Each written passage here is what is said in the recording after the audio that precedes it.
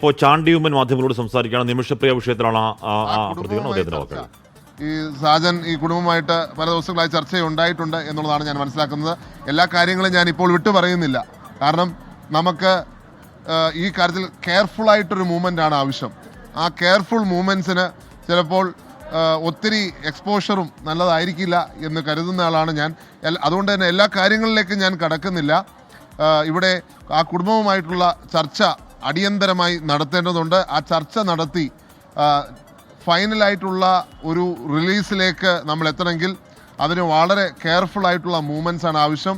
ഇതിനകത്ത് സഹകരിച്ച എല്ലാവരെയും, പ്രത്യേകിച്ച് ഒരിക്കൽ കൂടി ഗവർണറിന് നന്ദി പറയാണ്. അദ്ദേഹം ഒരു മനുഷ്യനായി, മനുഷ്യ സ്നേഹിയായിട്ടാണ് ഇതിനകത്ത് ഇടപെട്ടത്.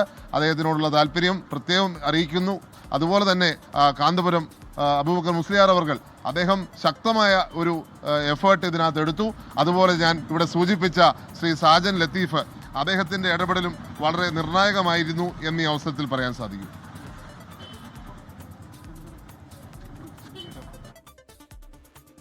ഓക്കെ, ചാണ്ടിയുമ്മൻ മാധ്യമങ്ങളോട് സംസാരിക്കുകയായിരുന്നു. നേരത്തെ കാന്തപുരം അബൂബക്കർ മുസ്ലിയാരും ചാണ്ടിയുമ്മൻ്റെ കാര്യം എടുത്ത് പറഞ്ഞിരുന്നു.